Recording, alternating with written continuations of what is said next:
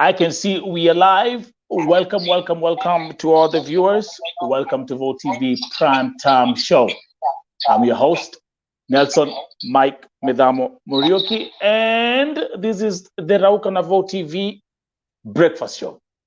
Okay, wherever you are, I know you guys, you're waking up, you're having your cup of coffee, you're taking your breakfast, maybe heading to work, whatever you're doing.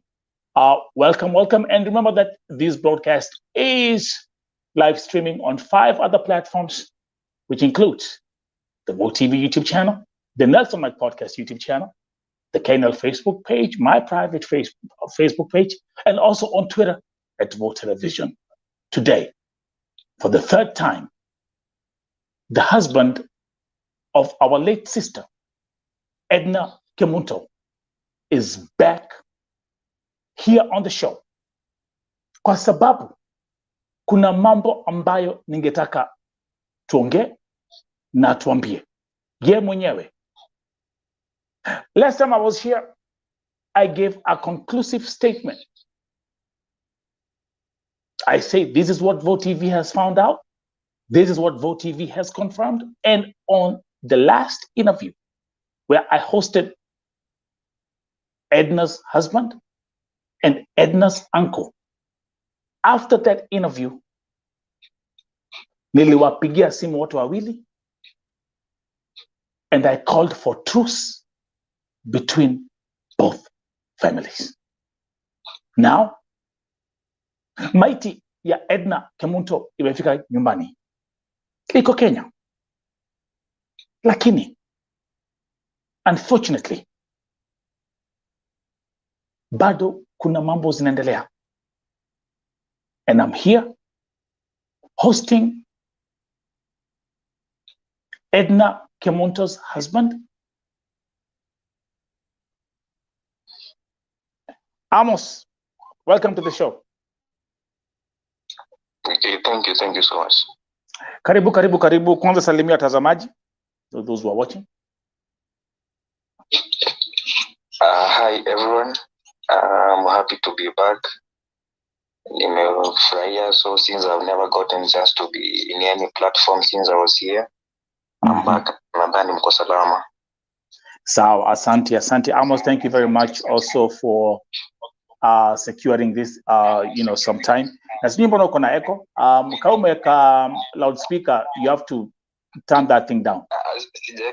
Sijaweka loudspeaker. Okay. Niko na mzae kwa nyumba ndo kana gonga vitu. Okay, sawa.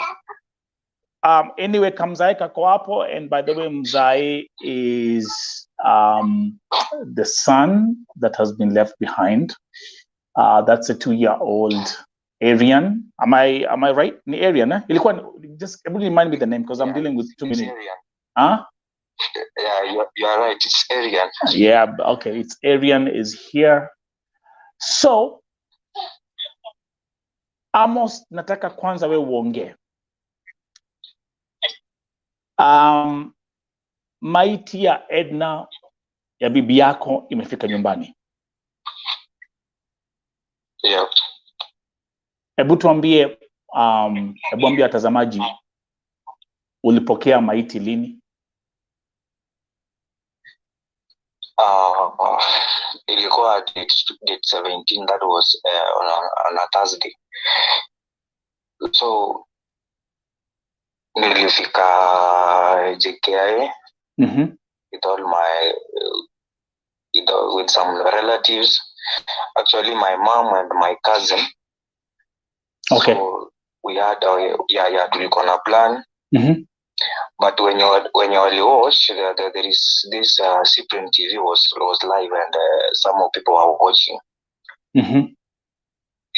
So nilifika, when we went there, tukapata jina ya anko ya Ednah haiko kwa list, kumsika mtu mwenye anapokea mwili. So that issue brought up. Watu wakakosana, lakini wenye vile tuliingia ndani nikaulizwa would you like to go with between your mom and Dominic. Nikasema because my mom, she's very tired, we have been traveling for so long. Yeah. let her rest. Nika propose Dominic again, at least akakukili ile mind eti maybe ni mimi nilienda nikatayo jina. Nikamwambia let's go together.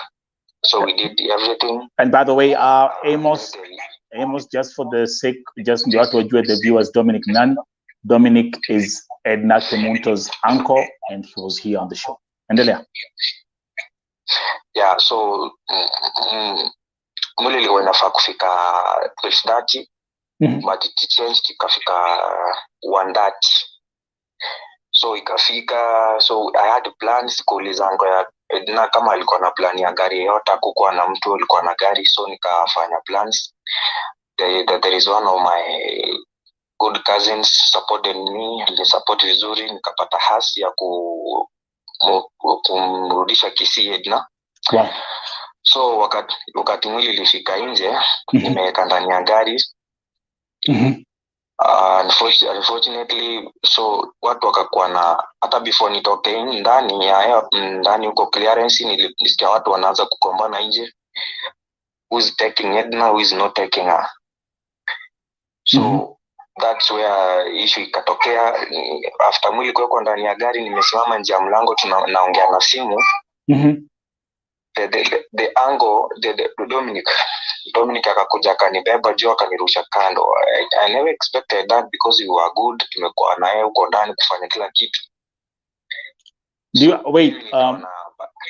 Did you talk, ukisema kukubeba akapaka kando, are you talking about getting physical? Yeah, alinishika mkono na mguu. I'm not that energetic kama yeye. Sasa kanieka kando, kanirusha. Actually is one of my uncle mwenye alinishikilia, and the other people are very angry about me, saying so many things.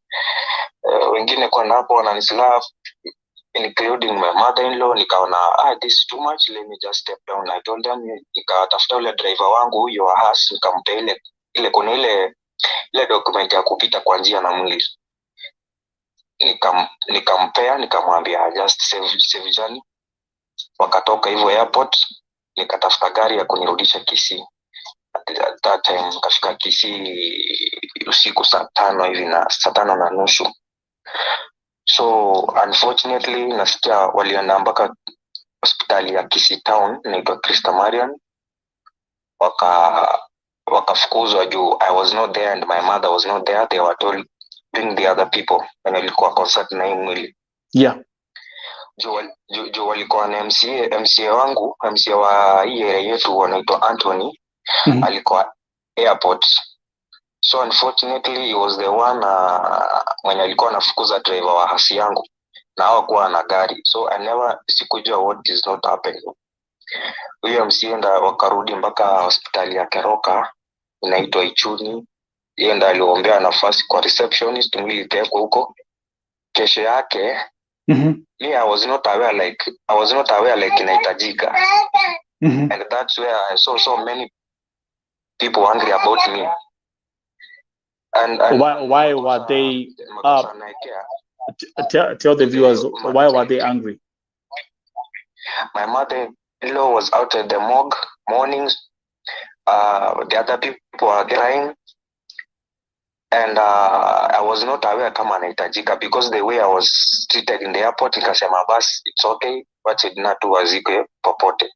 So Cyprian TV makosa namwekea, yeye akaenda live. Naona akaenda live anaambia watu please, sijui husband to the late Ednah disappeared to the documents, hata mahali huko wania mama Ednah huruma. Please kuja mweke mwili mochari ya watu kuanalia, please whatever you are. So I was not aware, and Dominic, since Dominic was trying kunipigia simu, waliambia chief and chief akanipigia simu. Before chief anipigie simu, kuna dembeste alinipigia kutoka outside Kenya, and aliniambia Amo, mimi niko live na unatafutwa. Kauliza kwa nini? Watu wanalia nje ya mochari, utaki kufika huko ufungulie watu mwili waone. Nikamwambia guy, seriously mimi hata sijui. So kuingia live nikasikia watu wana comment vibaya, Amos ametoroka na documents. Immediately mtu wa Moga kanipigia, nikamwambia apologize for what has happened, I was not aware. Please give me 30 minutes. Akaniambia 30 minutes ni mingi. Nikamwambia okay, what I can promise you is that I'm on my way na niko mbio sana na kuja. Nikaenda na gari ya chief. Tukeka mwili mochari. Watu wakamuona. There was a lot of insultment there, intimidation. Mtu anakuja na kutusi. Yini kashuma never sikufungua mdomo hata. Kwa hivyo Amos, based on what I'm hearing, so Amos, yeah. So already they had painted you to be you're the black sheep. Yeah. And then of course there were these people who are in the middle of documenting everything and all these live streams that were going on. Yeah. Okay, endelea. Nakusikiza. So nikatoka huko nikarudi home, huko at the mock tuli agree we should meet and solve the problem mali iko, kama kuna mtu akona makosa and whatever we supposed to do as the family. My brother to my father-in-law said that they want to meet me place neutral, and that was the chief's office. Chuko sasa ndo place neutral, watu hawezi leta chaos. So mimi nikakubali. Tukaingia ndani ya gari tukarudi tukaacha huko. So on Monday this week, that was the date. On Monday hiyo ndo siku hii wiki, watu wakakuja ofisi ya chief around home. There were so many people and they never came to a conclusion of the problem we solved. My good people from the other side were having so many demands zenye hata mimi siwezi meet. Can you mention can you tell the viewers some of the which the demands that your in-laws are asking you?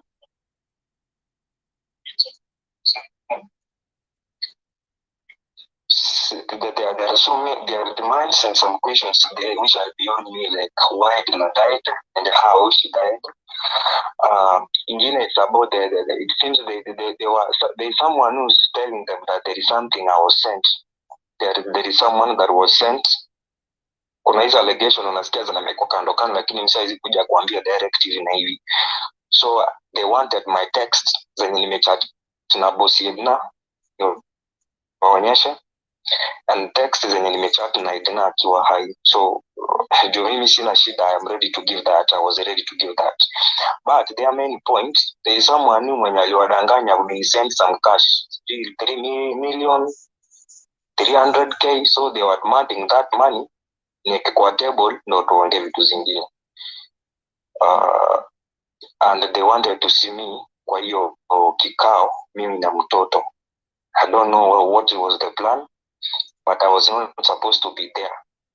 Initially, the chief, senior chief, akunialika, aliniambia wewe ndo umefiwa na huwezi kukaa kwa kesi. I don't know why, but that's I was told that it's not good for someone mwenye amefiwa akae kwa kesi.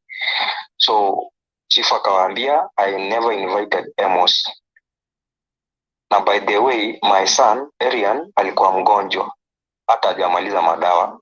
Wakanipigia simu nikamwambia mtoto ni mgonjwa, haizi kuja. Plus na mimi sikuwa invited na hata hivyo si feel poa. That thing ileta issue, mbona sikuji nini. So familia yangu ikasema hii imefika mwisho na we are very tired. We have tried to kila siku wakileta demand tunai-satisfy kila siku. So this another one. Tukileta ingine bado wataleta ingine. We sat down as a family and we make a rule. Tuka make judgment. Nikasema badala tuvurutane. Juni Edhah alikuwa anasema let one of this family and Asara. Sasa sijui Asara ilikuwa gani, mimi nikasema okay, no need tupigane vita, please muziki Edhah, make programs, kama kutakuwa na fundraising, matanga, tuta-attend, we are family. So you see, this were two families from mother's side and Ednah's side, mali amezaliwa. They were together and me, I was alone. When we made that rule, yeah, ni kama the other side mali Ednah amezaliwa wakajitoa. Na the other uncles when mmekuwa mkiona online, yeah, wakajitoa. Sasa they started blaming each one, na kublamiana nani alikuwa na makosa, kusema they are not ready to bury Ednah, since unajua hapa ni kwa kina mamake, na huwezi zika mtu ameolewa kwa kina mamake, it can't work. Na kwao kabisa Ednah alikuwa ameolewa kwa na mtoto, hamwezi zika mtu ameolewa kwa kako na mtoto, unless mimi niwapee mtoto ni surrender kila kitu. Wow. Is that is that like something that is in the Kisii tradition? Yeah, hawezi ziko kama hakuna mtoto ndo anamzika, unajua. Yeah, okay.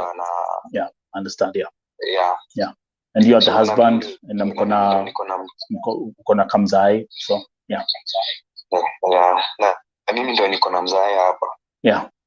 So and mimi to surrender mzae, it is not that easy, because I know the whole story, the way my wife was brought up, and I know so many things. So I can't allow my son to go the same things. Yeah. So mine is to protect my son. Yeah. Mzae wa dadi lazima ni protect. Yeah. My life. Yeah. I can't give him out like one bob, just like easy like that. That's right. But what I yenye tulisema, let them bury Ednah kwa amani tu, hakuna haja tuvutane. Unaona, I think some of us tumekuwa tukiona online some allegations zingine mpaka unashindwa jamani, hizi nazo mpaka napigiwa simu na nasema me I've never been online. Actually VOTV, I thank you, the person mwenye I've been given a chance to at least to clarify some things. Yeah. And by the way, let me actually make a very clear point here. I'm the one who broke this story at Ednah Kemunto. I'm the one who brought the uncles here. I'm the one who brought Amos here. Hizo zingine tutaongea baadaye, because I know you are watching me. And there's something that I said. To be very clear, baadaye, and I will again, when I do presentations here, I come here with receipts, and I will show exactly what I told Ednah's uncle. I know exactly. Amos, after our last live stream, nilikupigia simu na nikapigia Dominic, and we had a conference call, and I called for truce between both families. Also remember, as VOTV, I have the forensic report from Lebanon that have thoroughly analyzed, including the voice notes from the embassy or the consulate in Lebanon. I don't do things here on hearsay.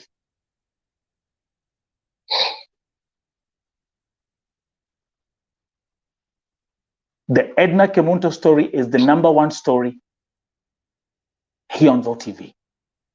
Hata kama niko na cases mingi sana ambazo na deal nazo. Na kwa sababu I've been very busy.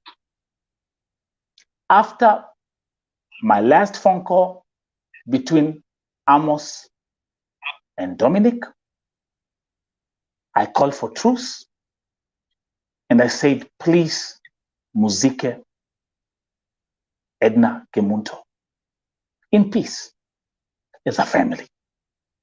And I also made it very crystal clear that I will distance myself from any family conflicts, if there are any. Now, kama mnakumbuka, I can pull up the shows where I made it crystal clear. This has nothing to do with the in-laws. This has nothing to do with Amos, who's the husband. And I say this is for the baby that has been left, the 2-year-old Arian. Those were things that I said crystal clear. I made that crystal clear. Dominic, I've spoken to you off camera. Gilbert, I've spoken to you off camera. Nimekuwa nikisema ya kwamba VOTV as a platform, VOTV as a broadcasting network, everything that I bring here is original. I never jump on other stories and then I don't pick stories from other platforms and bring them on my platform and then start following them up with like bringing in my own. No. I always deal directly with victims, families, children. That's how I operate. History ya Edna nilipoambiwa and that was actually because let me actually almost because I'm talking to the viewers on camera. When I found out, when I knew Edna arrived in Kenya, and I said, okay, you know what? Azikwe vizuri, alazwe vizuri. But unfortunately, my prognosis of what was going to happen, maiti ya Edna ikifika nyumbani, is exactly what we are hearing here. And it's exactly what Amos told me. Mi fati nilikuwa napigia Amos simu kumuuliza, Amos, you can tell the viewers, nilikuwa nakuuliza, oh, si mulizika Edna. That was my question. Si mulizika Edna. So I want to make that part very crystal clear. When it comes to dealing with humanity and when it comes to serving humanity, I've always told people here, it's God's service. It's God's service. Underscore that part. It's God's service. Serving humanity is God's service. But some of you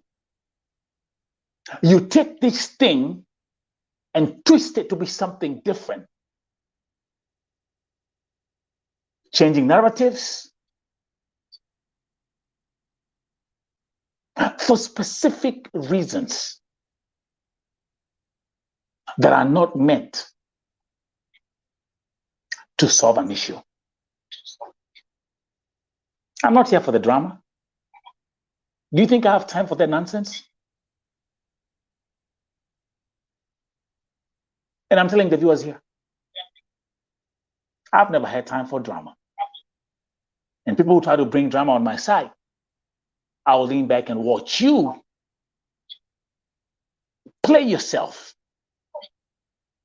Because trust you me, each and every time the clock ticks and tacks, for me,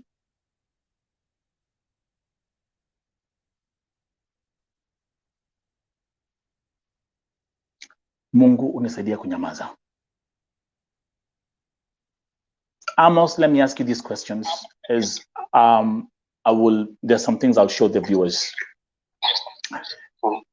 Okay. Kuna siku moja, who has been with your son tangu azaliwe?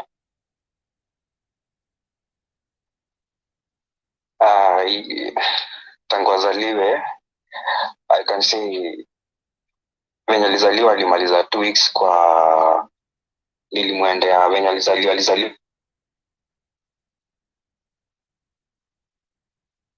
me from taking him. So I gave him Edhah akamchukua 2 weeks kwa kina shosho yake. Yeah. Ndo mambo ikashindikana, Dominic akanitafuta after 2 weeks. So me, I can say from 2 weeks I've been with my son. Yeah. So I'm gonna make that thing right there. The story between venye alizaliwa. Yeah. Venye alizaliwa au si. Yeah. I mean, the origin of hii hatred mali natokea.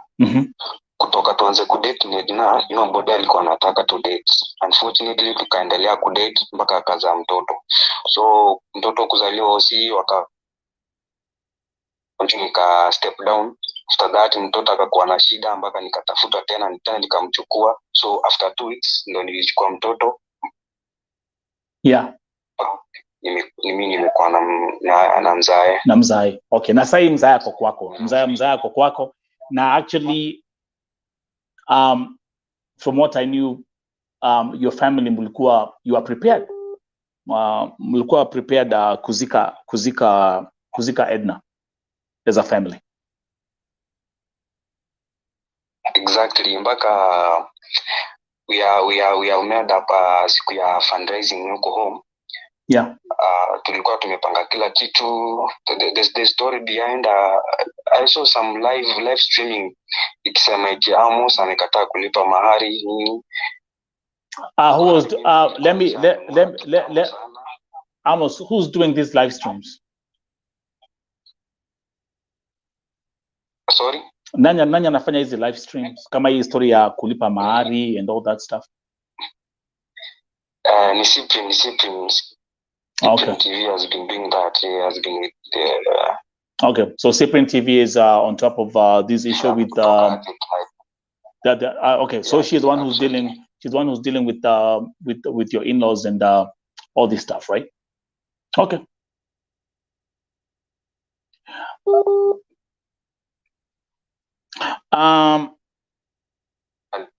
Okay, Amos, okay, ulikuwa umekwama. I have another question. Amos. Okay. Who came up with this bogus theory that you are paid to cover up what happened to your wife? I can't say specific to fulani, but from the family, the family, the uncles. Okay. The uncles saying that I was paid Edhah akawawa. Na I was paid Edhah kama nikubali hakuwawa.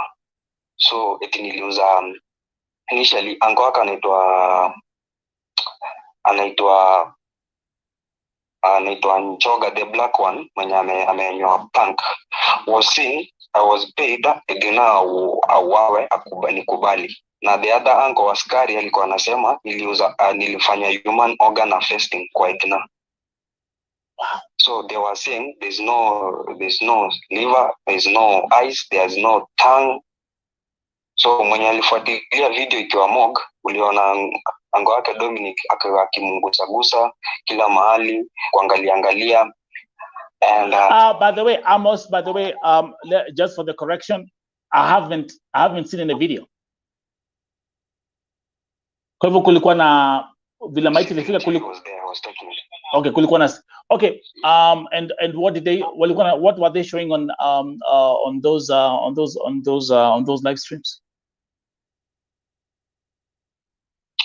Hawakushika mwili, lakini ni ile unaona mtu venye ana nini kwa inspect casket kwa coffin venye ana. So they said I've been paid a lot of money to accept that Edhah was not killed, so they wanted that money. Initially ukikumbuka ukisikia hata hizo voice note za consulate akisema someone is asking for compensation money before even the borders kufika Kenya. I know that. I've listened and we're gonna play those ones to the viewers. So and the whole issue of them rushing from the airport alone could exclude. They thought they can open the coffin and they thought there is money inside. Unfortunately, there was nothing there. So their main agenda, they are thinking behind this there is something big. Pesa, of course there's nothing. But boss to Edhah, nikijaribu kuexplainia, these are contract between employer and employee. If compensation is there, it will come, not sio saizi, na personally sijafuatilia compensation. So currently the family from the angles, they are the ones told that there is money behind this. So you're telling, so Amos, so many questions. So Amos, the rush to go to the airport to go to welcome Edhah KEMUNTO because someone somewhere thought there's gonna be money in the coffin. Yeah, exactly. You say you amegundua there is no money behind Edhah. Nobody's actually nobody's asking what's happening, what's going on.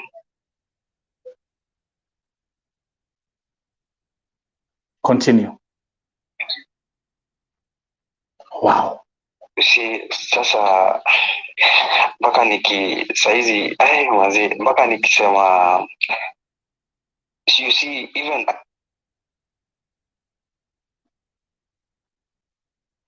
have some cash out, kuna shida, I've never seen even a cent. Mog huko, it's now almost 8 days na nasikia ni pesa bado zinaongezeka, lakini what I can tell the viewers when you wanna views, when you wanaangalia saizi, and the other people will come to check this interview, when Edhah was alive, wakati hakuwa na kitu,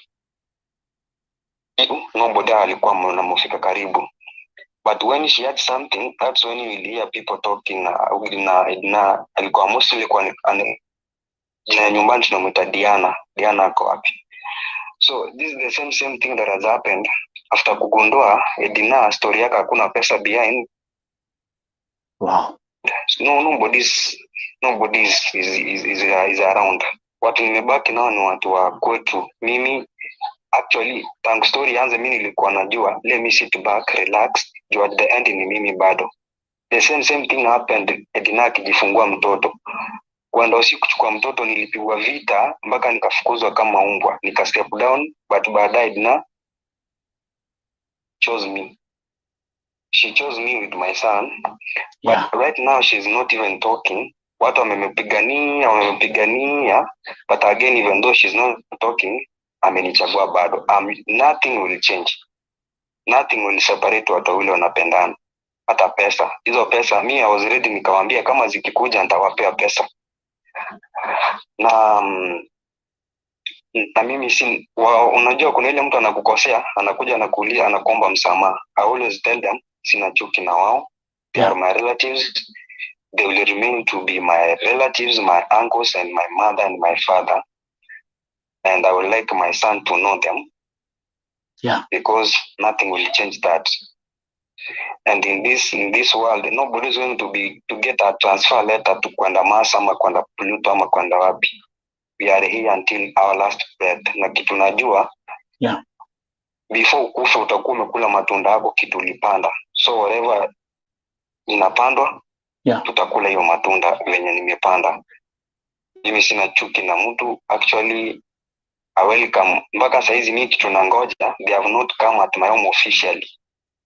They have never come at my place officially. If they want something mahari, let them come. They want anything, I'm very available. This pressure ya kwenda online kusema si interviews mahali kwingine, I've seen so many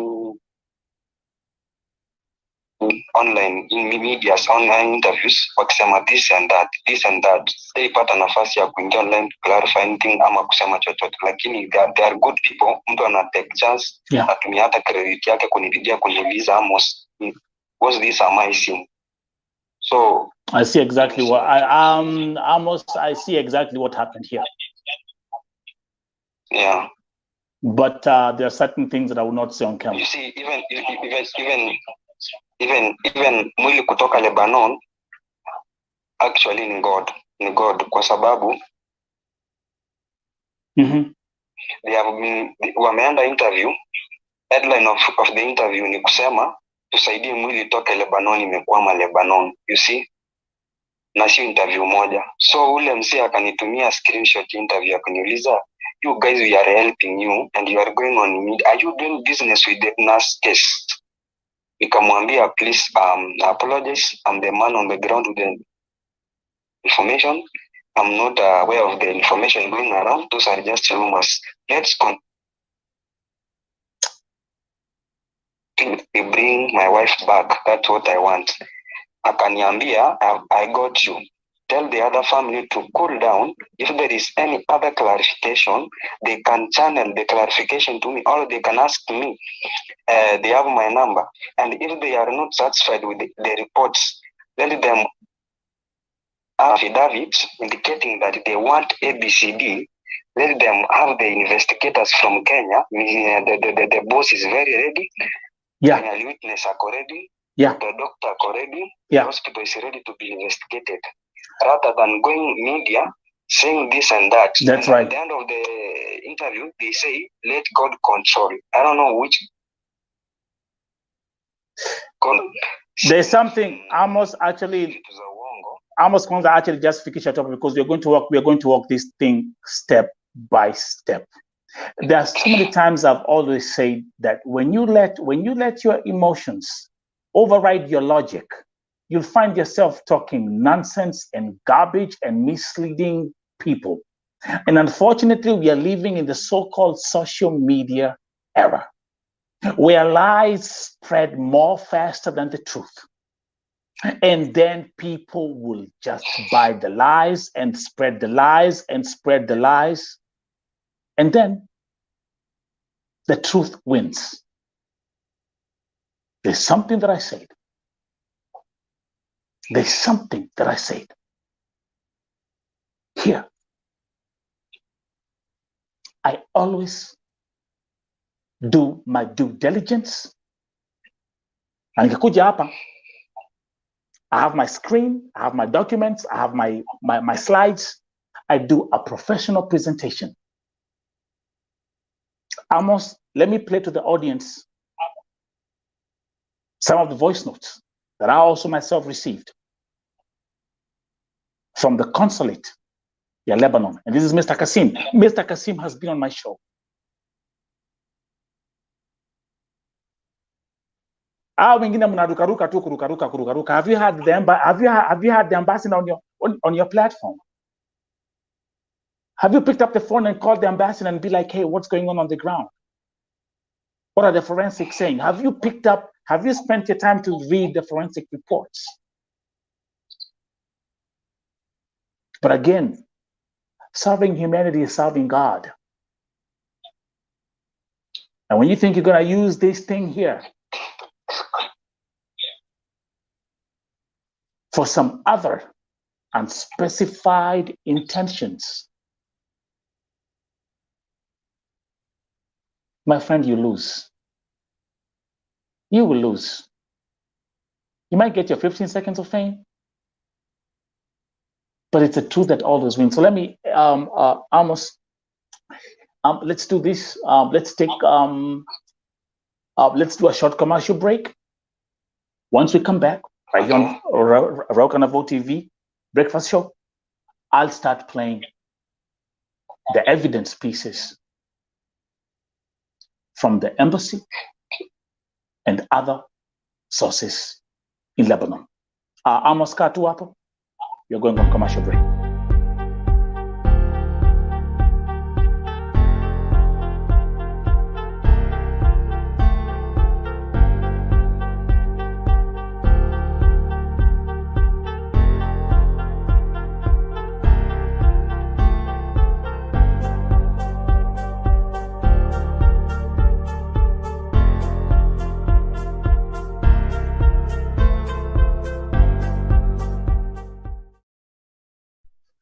So the first piece of evidence that I'm going to play, let me spend some time, and I'm gonna play the recording from Kasim,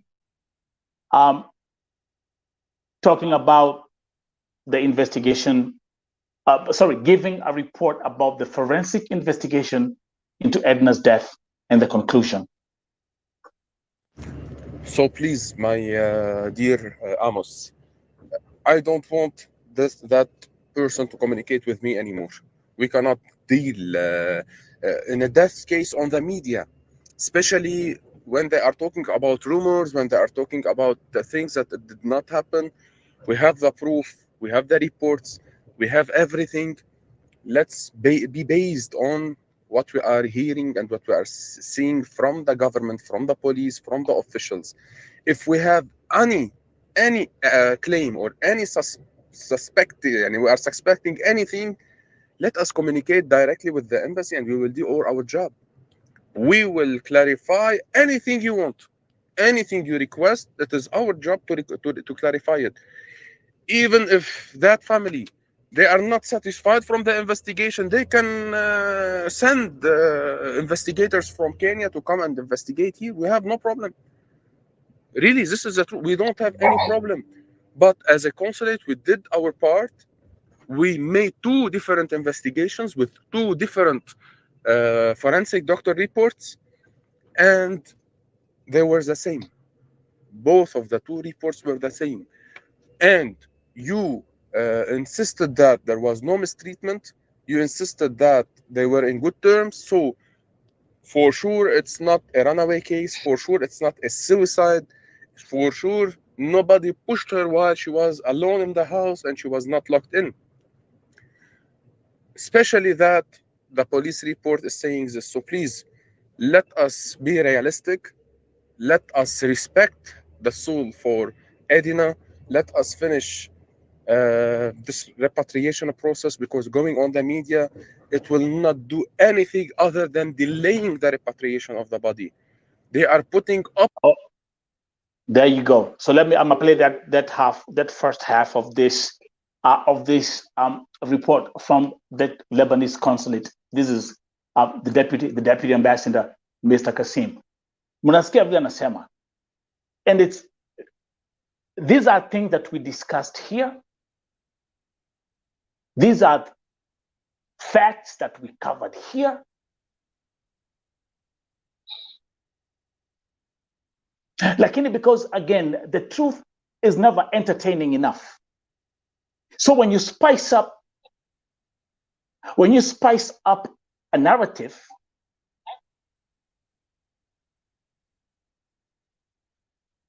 the outcome is what we are seeing now.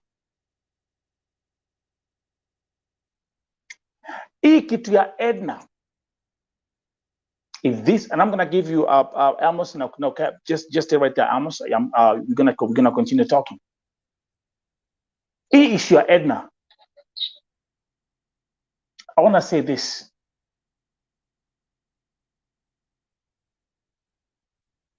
The only person you're hurting right now, the only person that you're hurting is Edna. And she's not breathing, she's dead.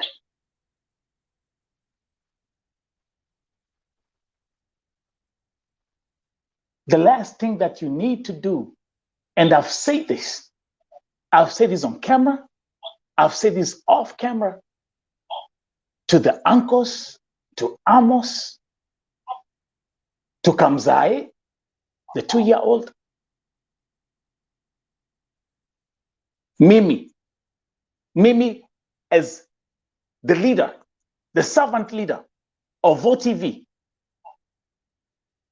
Mimi as the one who brought this story before anybody else touched it.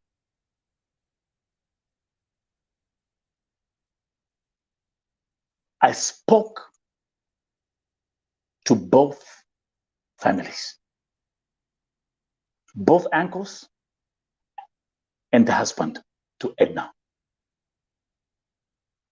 And my message was, give Edna a respectful send-off. Na mnakumbuka hapa nikasema ya kwamba tumekuwa tukijionea madrama zikihappen hiyo Kisii. Tumekuwa tukijionea vitimbi ziki happen, and now listen, I was talking, now I'm speaking. You can screen record this, 888, cut it, chop it up, put it on rewind.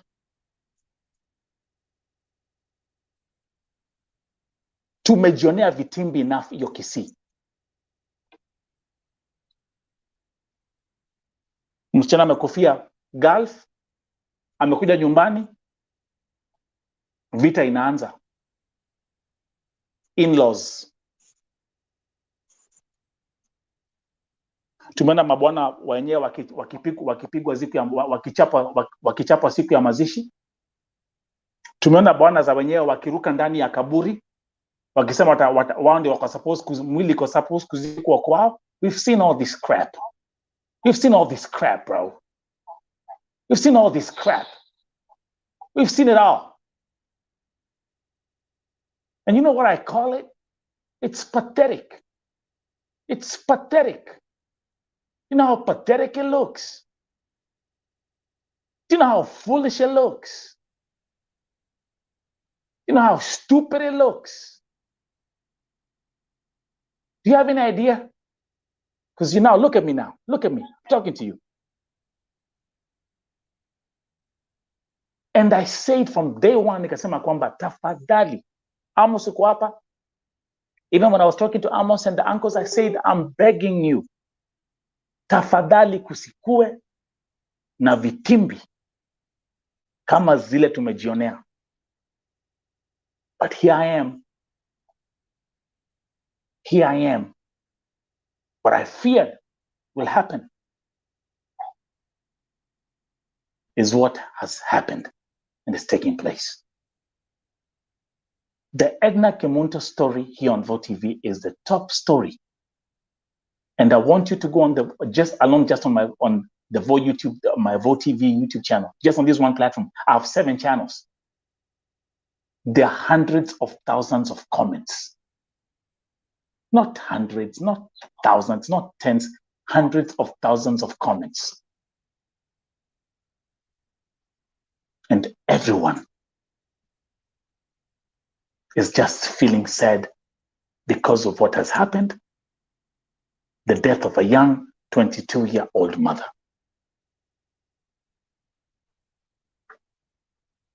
So Amos, leo ni Saturday. Yeah. Now what's next? Maiti kwa mochari. What's next now? Okay. Mimi shida yote imekuwa ikihappen, yuko pana pale, me have been at home choosing not to be part of kuvurutana. So hata kama kuvurutana ni ile mtu anasikia kitu tamwasha na kuna mtu anaweza ongelesha, there's someone who can interview aongee online, but me have been at home and I gave them freedom, like hakuna haja mvurutane. If you need something, ask me, I'm here. Nataka kumzika Ednah, it's okay, go do arrangements, nataka nitakuja, but unfortunately they are not ready to do so. It seems ushaona ule mtu anakurushia woga, anadhani kuna kitu umeshikilia, something for bargaining. Na mimi sina hiyo. I'm very very flexible, but since now they are down, I can commence with the plans,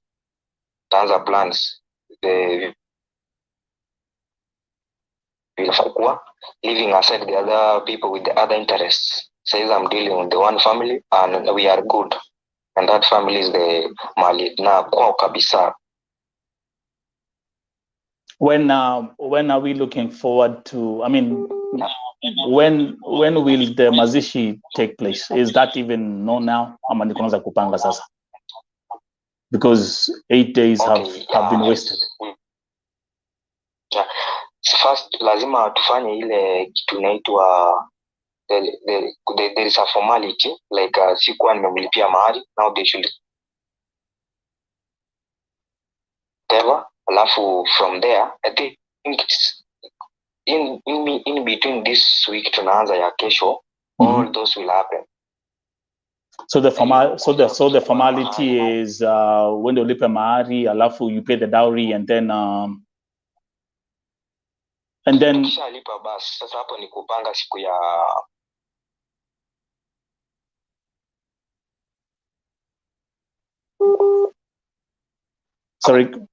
ati ukishalipa mahari siku ya kumuzika priest ndo anapeana siku. Kwa we are Catholics, so ni priest anapeana siku according vile schedule yake iko. Okay, na ukishalipa mahari where atazikwa kwako ama atazikwa where will she? I mean, Ednah was your sweetheart. Yeah, ni mimi namzika home kwangu. So the only thing that is left, and what has caused this thing to happen is, say, ulipe mahari, finish this formality, and then mulizikwe. Yeah, hakuna shida. I mean, kitu imekuwa happen from the first is it that hawako wanaelewa there is nothing like cash in between this. We could have done this kitambo sana. The biggest mistake, again, is someone jumped up na kwanza kusema ya kwamba kuna pesa ulilipwa. Yeah, sijui 3 million. Who came up with that? 300,000. Who came up with that nonsense, and where did they get it? And where did they get that information from? That's why they were asking my chats with the boss, thinking I was promised heaven on earth. That's not the reality. The reality is my wife, she's dead. Their daughter, we should sit down, tuelewane, tumzike na amani, tupange mipango. Kulinda mzae.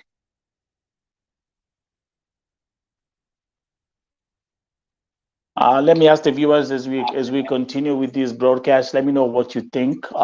Just drop your comments. Nelly, I can see your comment right there. Child of God, the sealer. Thank you. Thank you. Tabitha, watching all the way from Sweden. Welcome, my sister. Kwa hivyo mnaanza process kuanzia next week. Yeah, leo ni Saturday, kesho ni Sunday. So Monday is the officially mimi ndo, I mean, you see the moment I said I'm free, you do everything you want, that's when they started reasoning like what are we doing? Familia moja ikajikata na nyingine, now we are reasoning with the one family. And they want to give them a date ya kukuja. Wanangoja niwape siku, probably by today nitawapea siku ya kukuja home. Okay, can I ask a question here to them? Let me ask a question to all the viewers who are here right now.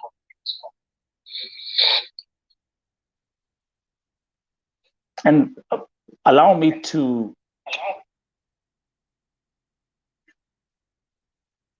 how can I put this? To all the viewers who are watching this right now, do you feel that the payment of the dowry was more important than kuzika Ednah kwanza, and then take care of this other stuff afterwards? I mean, this is 2022. This is not 1938. I mean, I could be leaving Amos, maybe, again, I always keep on telling people, unfortunately, I left Kenya in 1996. And I honestly trust me, I'm the kind of person that I lean more towards logic than even sometimes. I understand, and I'm on that. I support that. But these people, this thing was hyped more than I expected. About paying dowry, I was not even expecting this. You know, this something has happened, and instead we should sympathize and tell, you know, I've been left with a kid, and maybe they will say, you are young, I'm not working, I'm just a mere student. No, you see, this thing you will give us in form of dowry, just keep it for the mzai. But you see, it's hyped, it's serious. I have to do it. And I scare you. Of course, they were busy. They were busy doing the live streams because you have to keep the people entertained, especially when they hear about dowry issues. Huh? Yeah, it's very unfortunate. Yani mtu, someone who is, I think, mtu wa media, you should be neutral. You interview, ask a question, you get it answered. Not just to start saying behind things. Ilikasirisha, by the way. I wanted even to sue someone, but nikasema wacha apate 2 subscribers.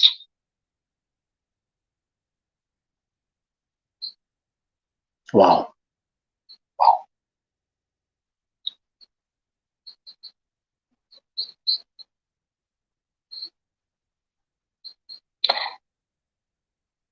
I wish Amos people knew. I'm just staring at the camera. And I wish someone can read my mind right now. But there's one thing I've learned about the power of the spoken word. And because I'm the kind of person, I read a lot of books. And due to lessons in life, I'm going to do something called pledging the fifth. I'll pledge the fifth right now.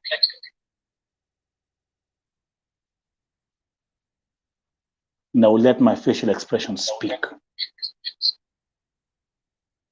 on this issue.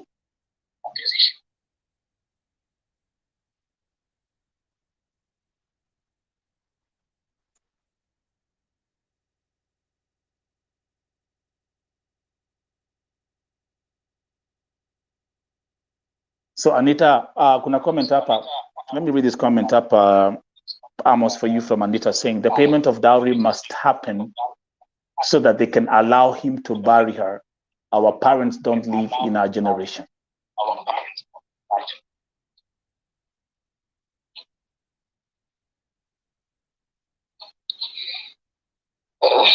Yeah, that is it. Here ni Kisi, sidhani kama hata ni Kisi peke yake.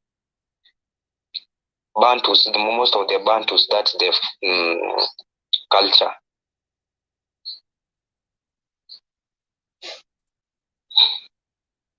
I know exactly how this thing has been played.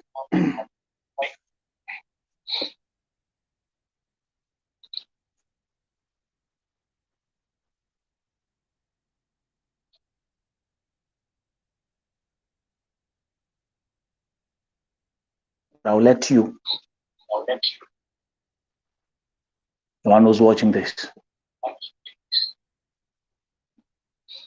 I wish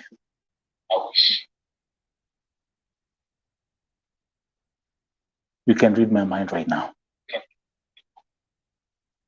but you can't.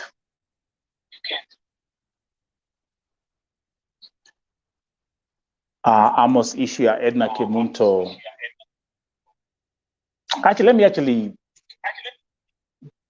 me give me a reason to smile. How is Kamzai doing? Kamzai is making noise huko nyuma. Mzaya ako poa, sidhani kama anaweza muita hata akusalimie. Imuite. Poa kufiti. Kaite. Kakuja kaseme anko. Hata mimi nito anko. Ameendea chai. Ameendea chai, okay, sawa. Because I can hear he's making some noises in the background. Kasema baba. Yeah, naweza muita bado. Okay. Mzai. Kuja usalimia anko. Kuja usalimia anko.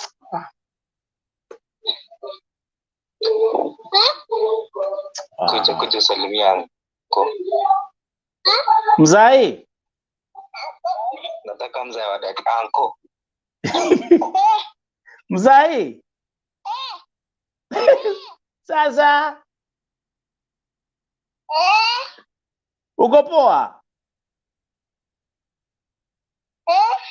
Unakunywa chai?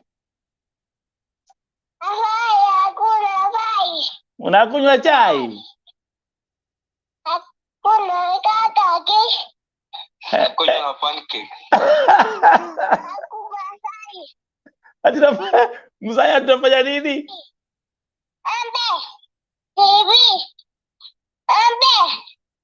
Embe. Bas. Good boy. Unasikia kako fiti? Oh yeah. Amesema amekunywa chai na pancakes. Mzee, salimia yako. Mzee, iko wapi pancake yangu? Iko wapi pancake yangu?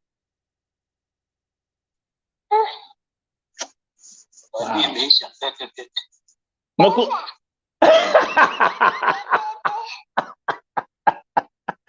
Mzee, umekula zote, umemaliza?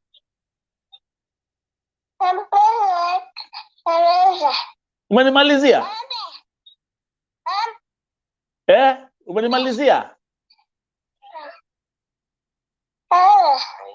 Wow. Imeisha. Good job, mzee. Okay, sawa. Amos. Wow. Unasikia kako fiti? Yeah, kako fiti. Wow. Kalikuwa kagonjwa lakini kama homa tu kama maliza madawa. Na kana itanga mame.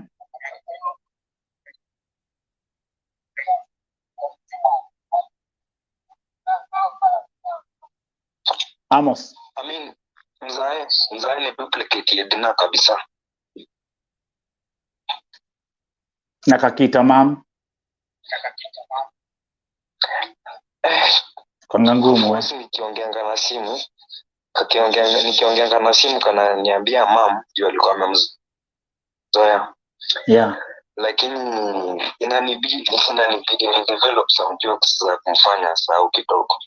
That's right. That's right.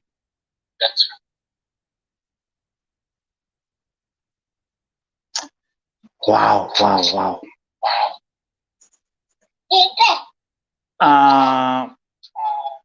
Mtafanya hivi Amos, Yeah. Again, thank you very much for coming here. Asante.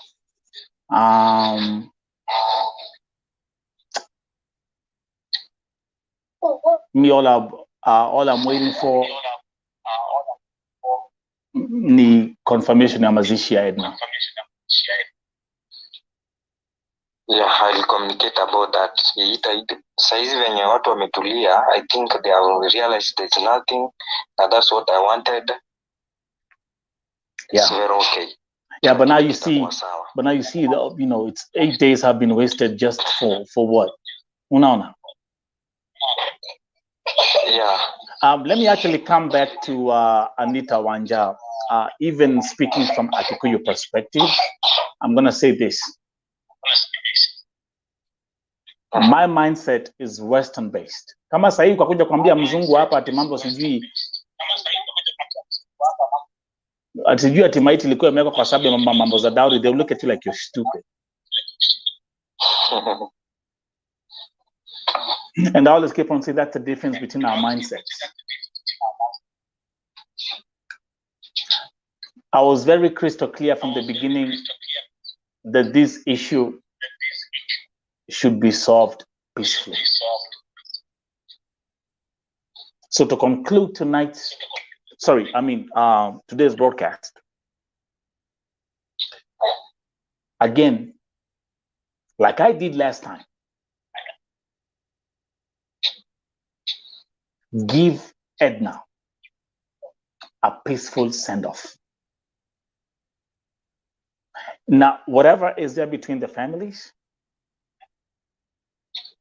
fix it. Like, when it comes to Ednah's issue, there's one superstar and one superstar only, and that's the son. Mjua hivi. And I'm going to say the use of wisdom. Ariane iko 2 years right now. He's 2 years. But let me hope in God's name. One day that kid will grow up. And that kid will know everything that was documented about the death of his mother. That's where my focus was. That's where my focus was. And it's called use of wisdom. It's called use of wisdom. Si kuangalia tu hapa. Look at it from 10 years from now, 20 years from now, 15 years from now. Mzaya atakuwa kijana. And wewe Amos, you'll be having conversations with your son.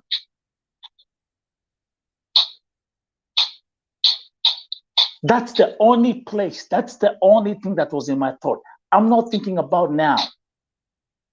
I was looking at Mzaya's life 10 years from now, 15 years from now, 20 years from now.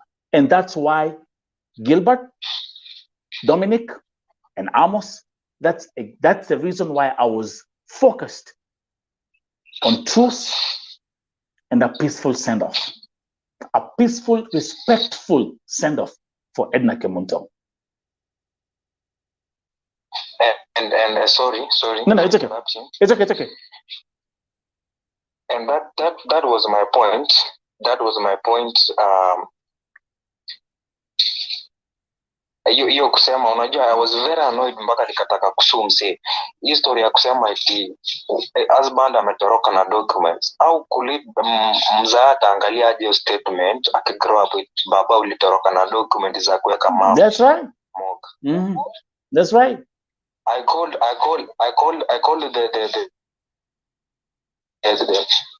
the media personality, nikamuuliza why this, why that. Nikamuuliza, since you have been hearing this, you have never approached me. Since you approached me once and I clarified, na story nilipeana, no adding, no subtraction, but you have been hearing the other stories. Na hujaniuliza if this is this, this, that. That was my point. Mpaka nilimuomba msamaha, nikamwambia, if you want anything extra, please, I'm at home, I'm very free. She has never come. This goes to all media personality. Itakuwa ni story ya mental. Mzaa akigrow itamuumiza sana. So please, before airing something, just find the real story from the background. If possible, tafuta side zote mbili. Ukiona kitu ijakuwa clear, just cool. Sio lazima ugain subscribers. Reality na ukweli ni kitu ya maana sana. Ya maana sana. Ukweli inaweza ua mtu. So just chill.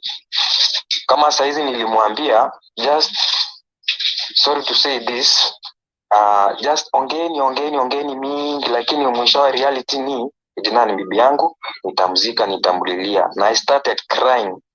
That's right. Exactly the day she fell down from the house. That's right. Yeah. Amos, good job. Thank you so much. Ndakwambia kitu moja, Amos. One thing I've learned on this platform. Yeah.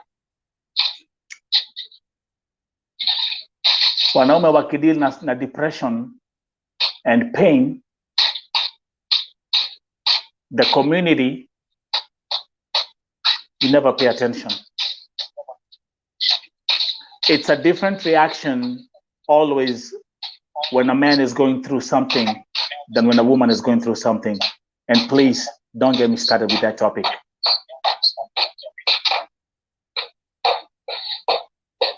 So you've neglected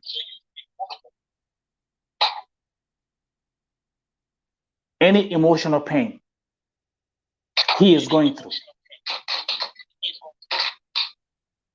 and put everything else on the forefront.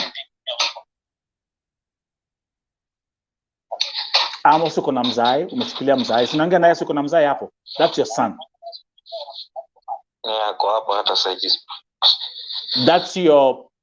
That's your blood and flesh.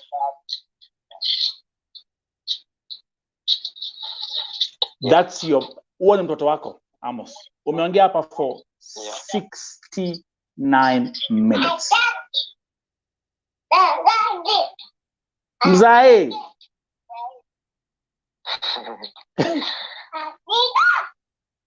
Enda waambie shosh. Akupe simu. So anyway, Amos, thank you very much. Thank you, nimeshukuru sana. And I repeat again, having books. I know the power of wisdom. Some things are better left unsaid. So I'll pledge the 5th. So the only thing that's going to happen to you is the imagination of what is in my mind. And I wish you knew. This one. Unasikia huyo mtoto anaongea? Unasikia mtoto anaongea hapa? Huyu nimeongea naye hapa. Mnasikia huyo mtoto ambaye anaongea hapa?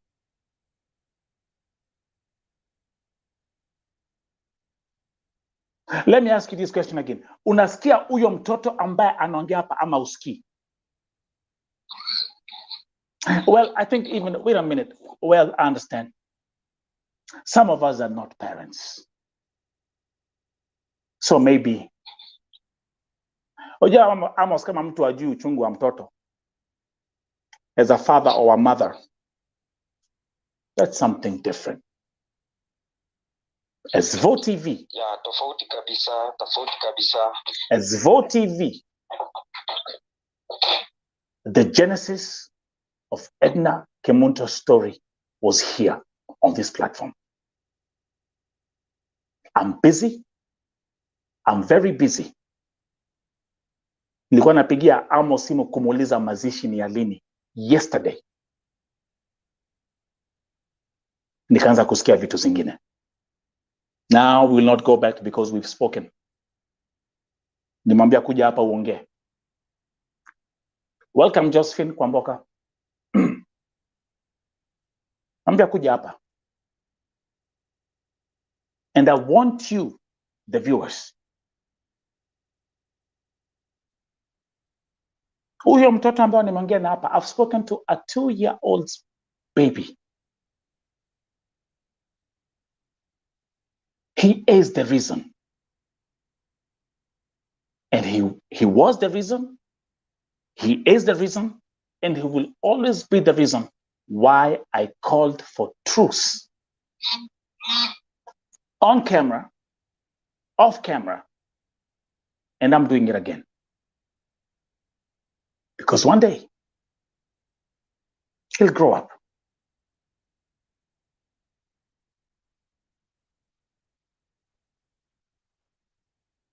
And I want, in God's name in heaven, and I'm going to swear this, in the name of my God in heaven,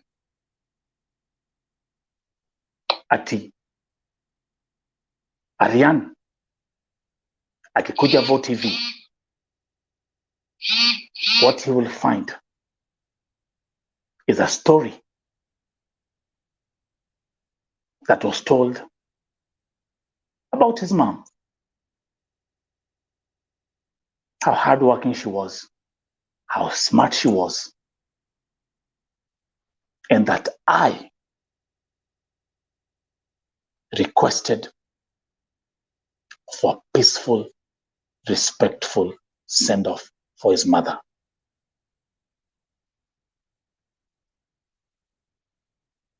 Nilipoongea hapa when I started talking about this story, nilipoongea hapa, My focus was on Ariane. It's not about clickbait.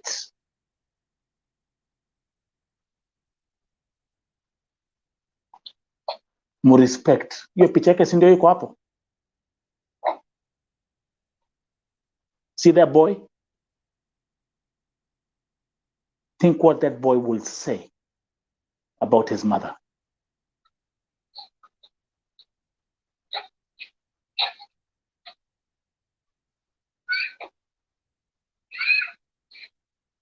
Am I disappointed?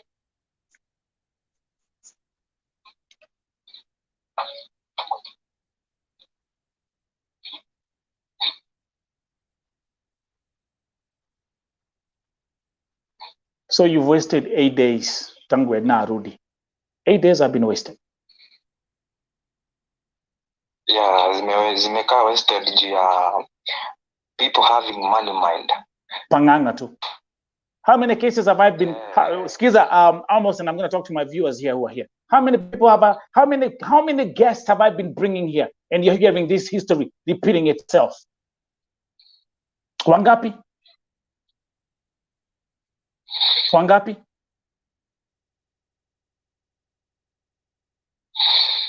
And then you find at the end of the day you played yourself.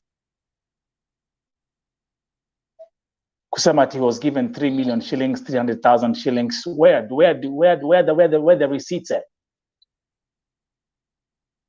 And the people are rushing to go to the airport kwenda kupokea maiti ya Ednah, wakifikiria kwamba jeneza iko na pesa ndani.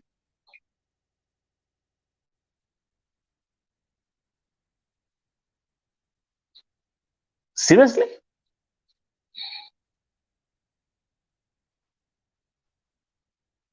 We have an official report from the hospital. We have 2 forensic reports, medical reports conducted by 2 different doctors. Have you guys communicated with the? Have you communicated with the embassy? But no, you know what? The truth is too boring. Let's see how we can cook some lies, so we can create some hype. It's called wisdom, man. Wisdom. Kitu cha muhimu. And I always keep on saying, when it comes to serving humanity, my dear brothers and sisters, if you are in the industry of serving humanity, you're serving God in heaven. And I'm so humbled by what this platform is doing for families. Allow me, kusema Vote TV, asanteni sana. I was standing with Anita Kadesa. Mliona video yake akisema asante, ameenda hospitali. That's another story which is also growing up. Being able to uncover all the lies and all the stuff that was being told about Anita Kadesa. Thank you very much. Because again, I'm the one who said, let's get the medical report in Kenya. Tumekuja hapa, tumefanya fundraiser. Anita ameenda hospitali. You've seen it yourself. This is Vote TV. This is Vote TV. This is Vote TV. And even in 1,000 years and in 10,000 years, this will still be Vote TV. Asante sana.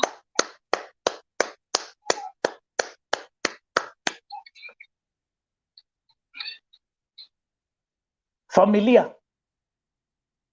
And by the way, Amos nipo kwa sababu bado uko hapa, nitakupatia example. Nilikuwa hapa na another lady. Agnes Kihara alikuwa hapa. The kids came here, 7 kids came here on Vote TV. Asanteni Vote TV. Because we stood with the family. Alikuja hapa akilia. After reaching out, we've raised funds.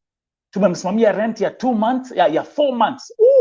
4 months rent. Food, shopping, kila kitu mefanyiwa. Your familia. Thank you, Fuari. My folks on Facebook, thank you. Those watching on Facebook. All right, let me put it right there. Happy Sabbath. Thank you for reminding. You see where I'm coming from? That's what we do at VoTV. That's what we do at VoTV. Mimi nikikuja hapa mimi ni kutenda. And you see the results of everything that I do. I'm not here to make the noise.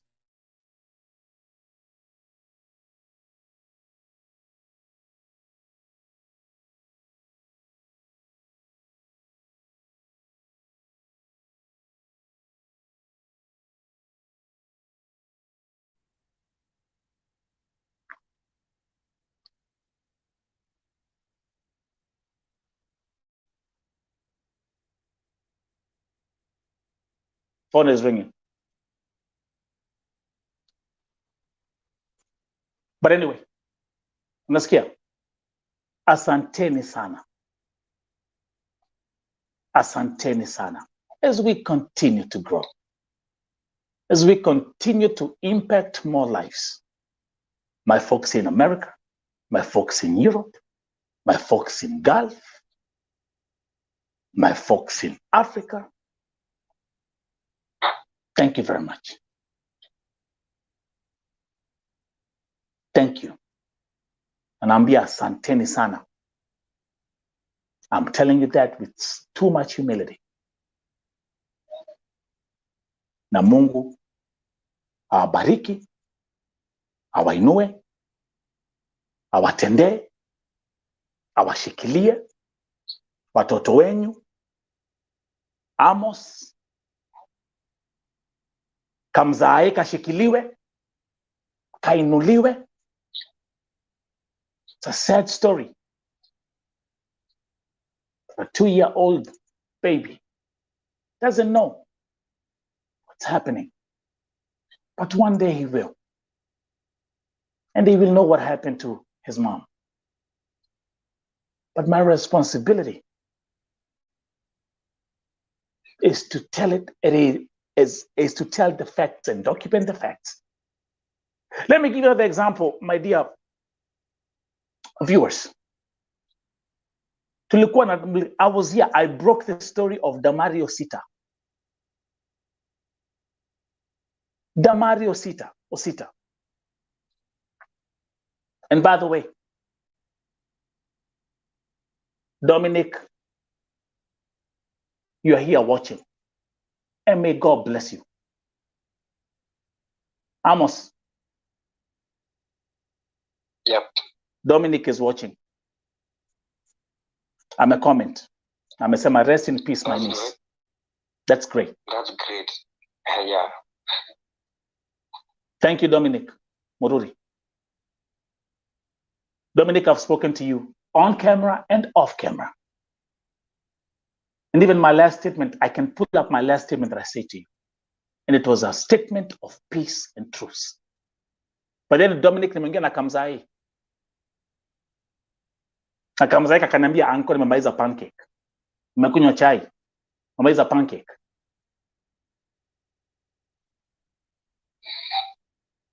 In God's name. Ninyi Dominic as the in-laws and hata kama kuna mambo za dowry na hizo vitu, okay, fanyeni, it's your tradition, go ahead and do it. But for God's sake, it's all about their little boy. Like I told you, and I'll repeat my statement the way I said it. Dominic, kwa sababu uko hapa, and I'm glad that you're here. Let me put your comment on the screen. Dominic, that's the uncle to, actually, hata si uncle, ni uncle ama ni grandpa. That's your grandson, right? To Ariane Kamzai, you're the grandpa. But anyway, let me tell you a story another major story ambayo nilikuwa nayo hapa. Ya Damario Osita. When I broke that story, some people just started jumping out. Speculations. Oh, nini. Oh, ni organ harvesting. Oh, sijui mara nini. Oh, sijui nini. They cooked up things and they cooked up things and they cooked up things. And guess what?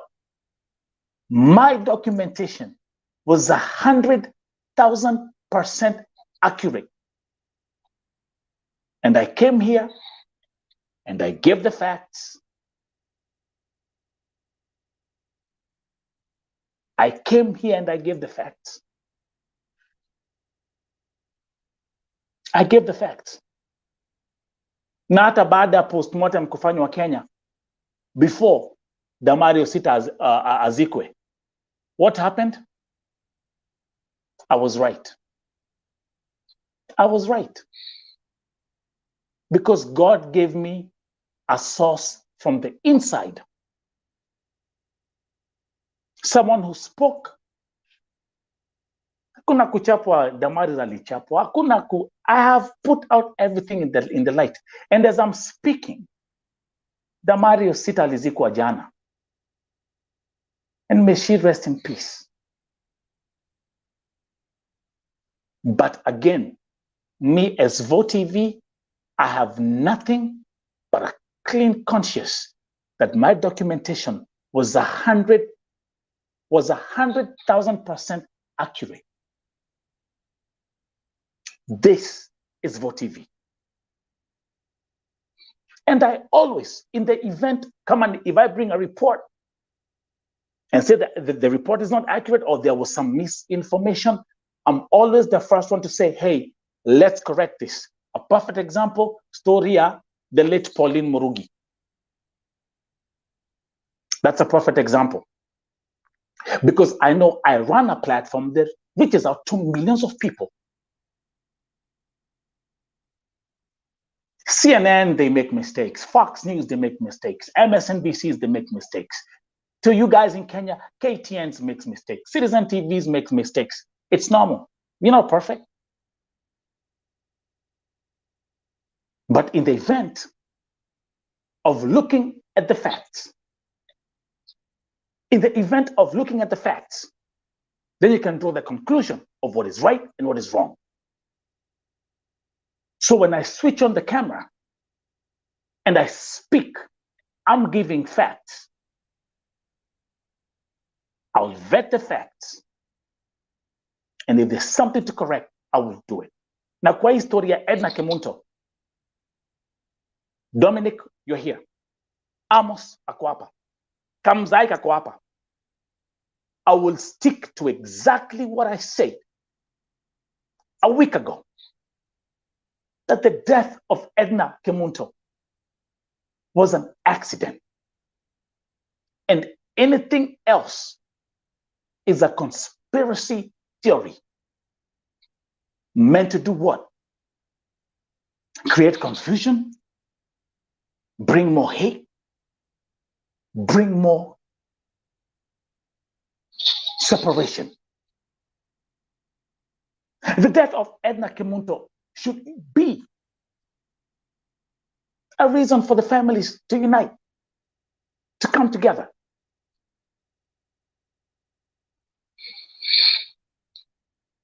Amos, you're here. Kamzai kako hapa. Kamekula pancake kakasha maliza pancake. Mzai is not thinking about some conspiracy theories that 300,000 shillings or 3 million shillings were being paid for the dad to be quiet and not say the truth about what happened to them, to the mother of their son. See where I'm coming from? It takes God's wisdom to handle something like this. You need God's wisdom. Don't let your emotions erode your logic. And wambia tena, is it social media? They are a blessing and a curse. And if there's one thing that spreads fast on social media, is lies and conspiracy theories. It's a psychological factor. Do your homework and do your research. So, again, Dominic, I repeat, I'm paraphrasing what the things that people have been talking about Amos and what Amos has said here on camera.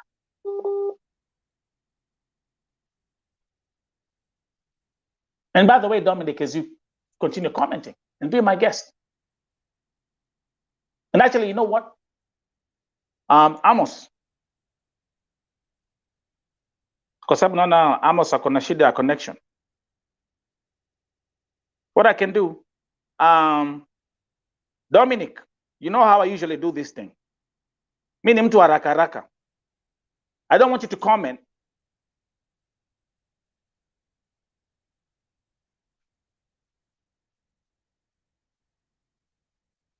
Check your WhatsApp.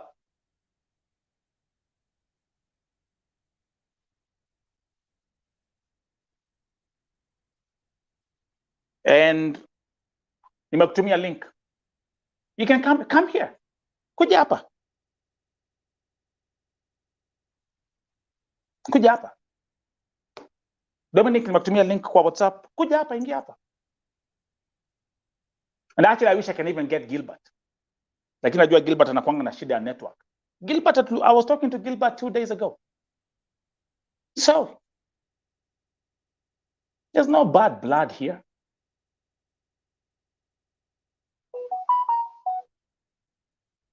There's no bad blood here. Niliwaambia the superstar is Ariane. He is a superstar. So, if this thing with the tradition of how things are done in the Kisii tradition, if that has to be done or if that must be done, go ahead and do it. Go ahead and do it.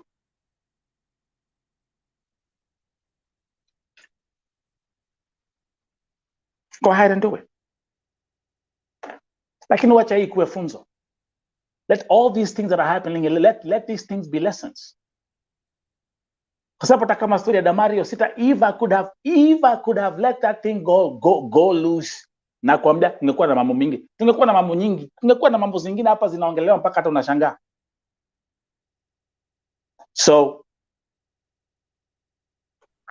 hey, and Amos, by the way, ingia. Bring your camera on, man. Come with the camera. Dominic. Yes. In Evo TV, ingia na camera mzee. Niko job. I'm not allowed to discuss where I am. Okay. Anyway, Dominic, long story short, you've been watching from Nairobi. Actually, I read that comment, the one you said about that you're surprised that the postmortem has been done twice. The forensic report from the embassy was conducted twice by two different doctors, and I'm sure you've heard even the voice note from the embassy. And Kasim told you there's a family, if you're dissatisfied with the outcome of the forensic report, get your own independent forensic expert and go to Lebanon. They are saying come here. Lakini Dominic, long story short, kwa sababu I don't want the past to repeat itself. I've been off because I have other cases. I'm having new cases every day, Dominic. You know that. I'm a busy guy. But all I want to say, nimeongea. Let Edna, just like I told you, my brother, her soul is in paradise. Let her look at each and every one of us from paradise and be proud of the unity that is engulfing each and every one of us who's involved. Let once Kamzai kakikuwa kakishaguro, let him come here and look at Vote TV and say, angalia what they were talking about, Mom. Wow. Did you see I'm coming from, Dominic? Am I making any sense to you?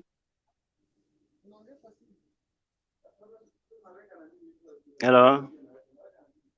Yeah, I'm asking you. Is what I'm communicating, is it making any sense? Is my perspective making any sense to you? Of course, yes. That's what I want. It's not about me. I'm a father. Dominic, your father. I too am a father. That's what I'm saying. Exactly. Yeah, so and we have not. Sorry, I'm saying. Yeah, go ahead. As a family, we have not blocked anything. Actually, even there is a person who is for the idea so that the Edhah can rest in peace is Dominic. Okay. I heard we went to the airport. We just picked Edhah. Whatever happened, God knows. They were given a chance. Amos family and Ednah's family were given a chance to meet. Because of my schedule, I just traveled to Kisii, nikaacha mwili mochari. The following day, I requested Amos to come so that we can open the coffin. As the people are saying that we thought money was there. Actually, that's a pure lie. But God knows, I cannot say no or yes, God knows. If at all we had that intention, atungeitana familia ya Amos ikuje ndio tufungue pamoja. We requested from saa 2 asubuhi wakuje ndio hiyo sanduku ifunguliwe tukiwa pamoja, so that there is nobody ataenda na story A, B, C, D. Do you know what happened? They came at around saa 7. After forcing the area chief can testify, I requested him several times, go and tell Amos family to come. Finally, they came. The coffin was opened. Everybody was satisfied. They left the scene. They had agreed to meet on Monday, of which they met. Whatever they discussed, I was not there, and I don't want to comment because I had to go back to Nairobi to work for the sake of my family. I gave them that chance so that they can sit, discuss their issues about the dowry, about the families. Because now Moruli's family, that's where Dominic belongs, we are out of the discussion. The discussion remains with my sister and Amos' family. They never agreed.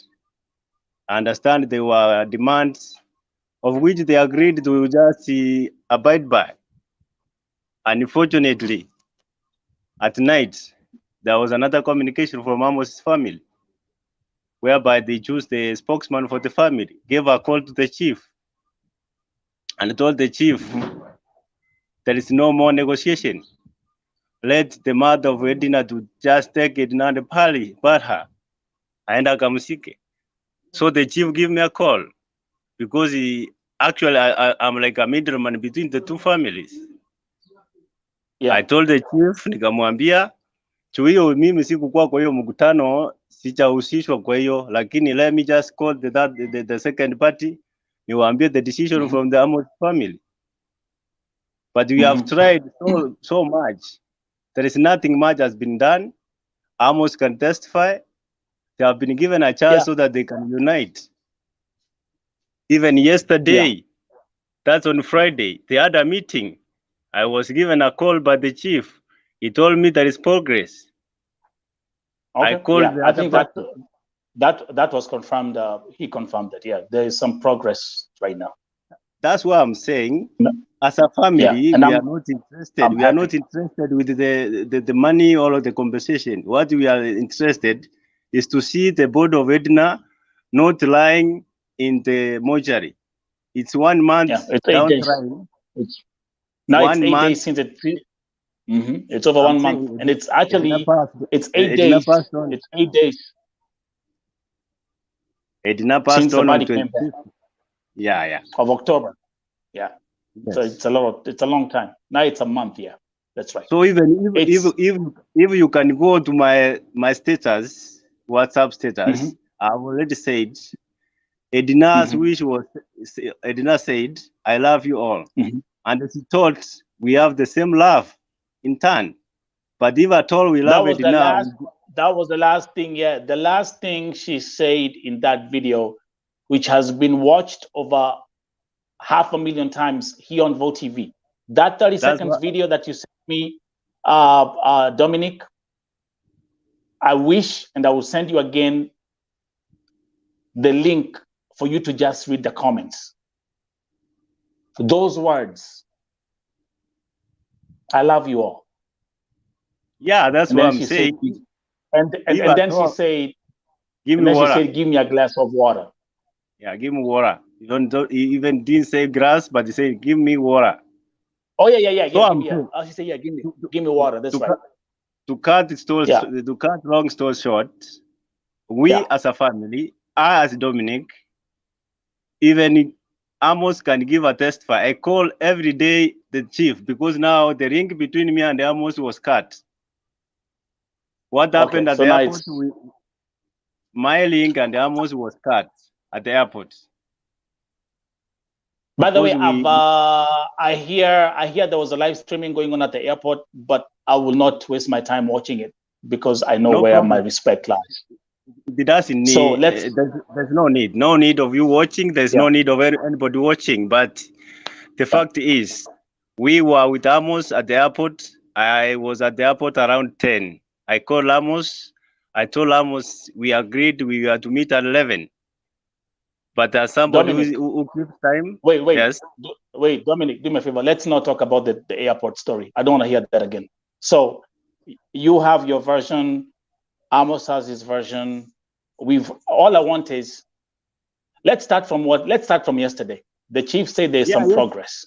Yeah, that's what Amos I'm saying. Amos said there's some progress.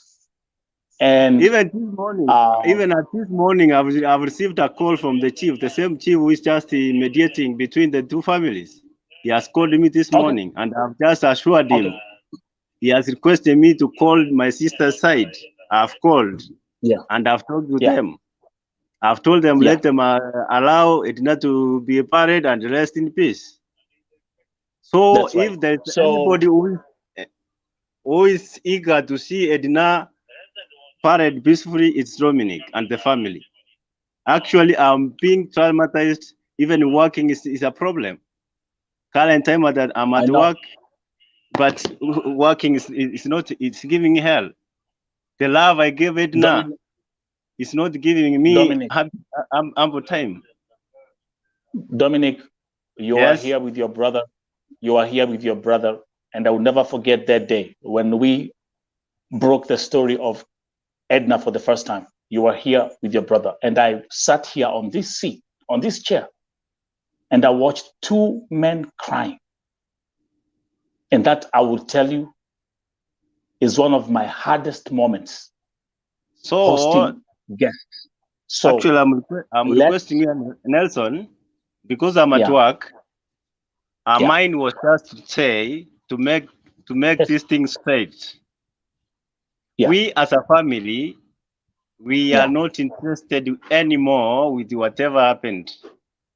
I understand they gave conditions. They wanted to know all the communication that the Amos had with the boss, but all those demands,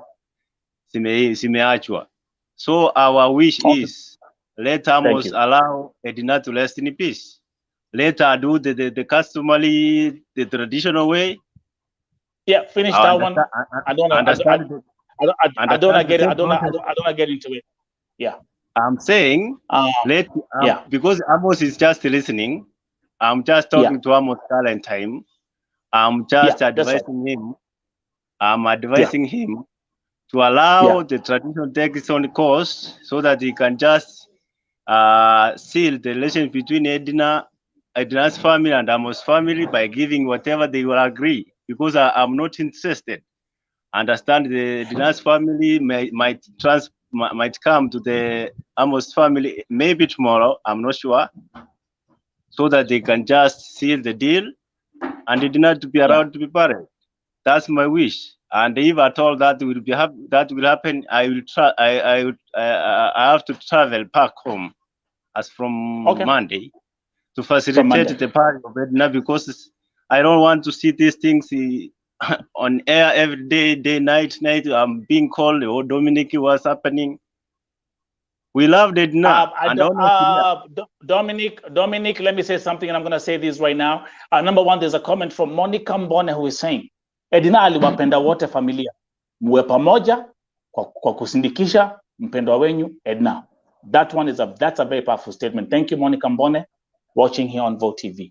Now, the other point I want to say is this issue of doing 69 live streams and all this other stuff and talking about nasikia kulikuwa na live streams, sijui za dowry, sijui kulikuwa na nini, sijui kulikuwa na nini.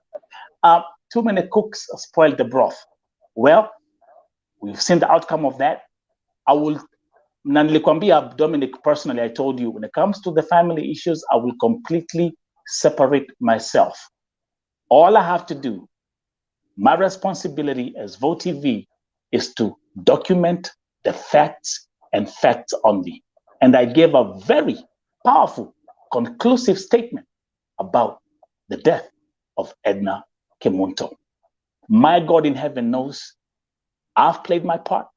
My God in heaven knows what I've told you, what I've told Amos, what I've told Kamzai.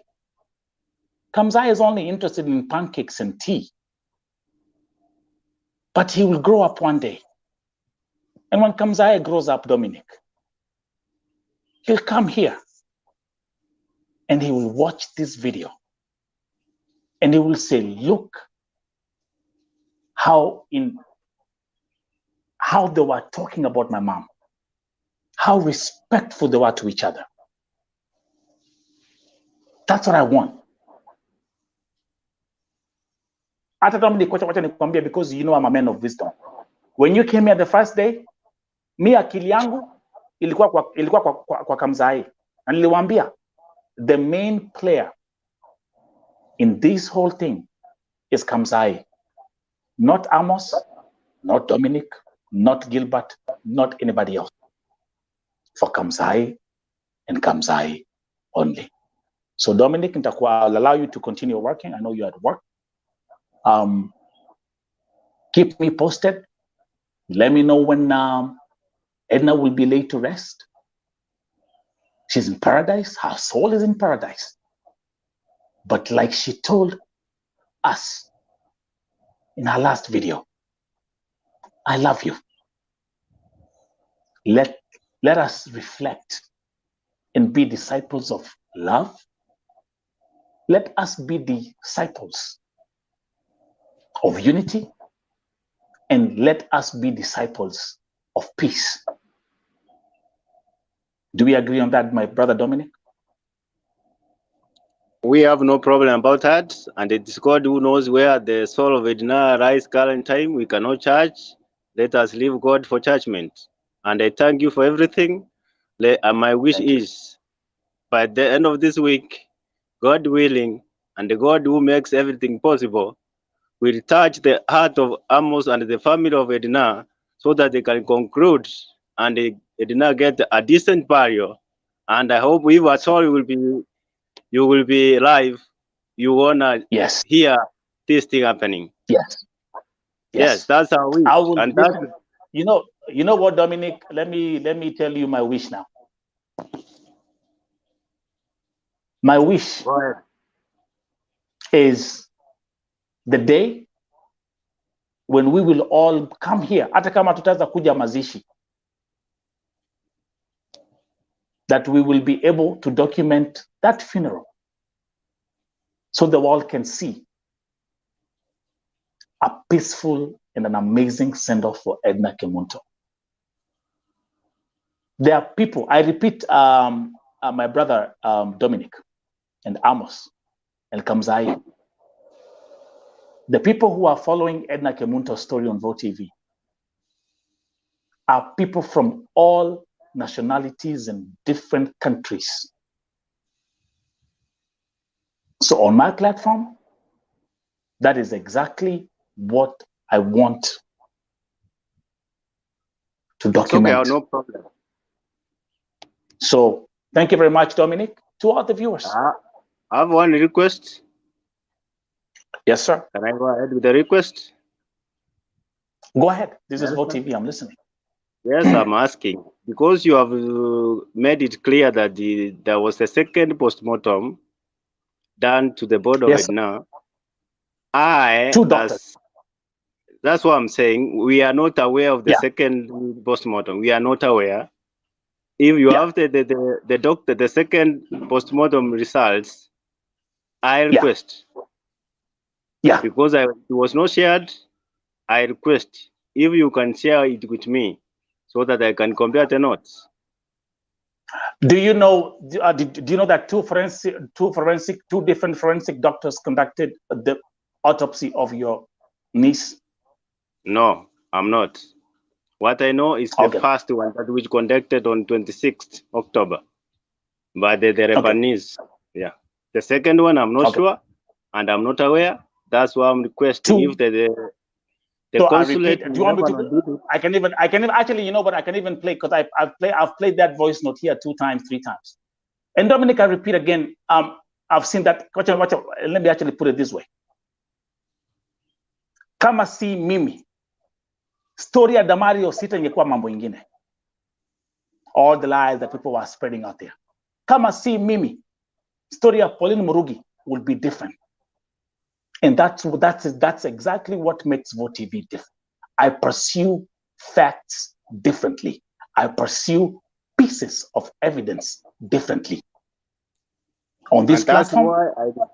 That's why I decided to just follow you so that I can get the right information. Because if at all you are a man of wisdom, it's better you share the same documents to the both sides. Because I know you are capable and you are a man of wisdom. And you have all those facts, the two reports. I request you share the second report so that we can compare the notes. Because of the nature of my work, I request to exit. Absolutely, Dominic. Thank you very much for showing up. And God bless you as we proceed. God bless Amos, you too. There. Thank you. To all the viewers, thank you very much for joining today's broadcast. This is what happens. Nambianga to VOTV is a mature platform. This is grown man YouTube. This is grown man network. And this is how you handle a situation. Serving humanity is serving God in heaven. I wish you guys a prosperous day. Lakini siwezi malizia show ya leo bila kusema ya kwamba Saudia inacheza soka na nchi ya Poland. Acha niwaambie, leo nimesema madhadoro maremo walimwe.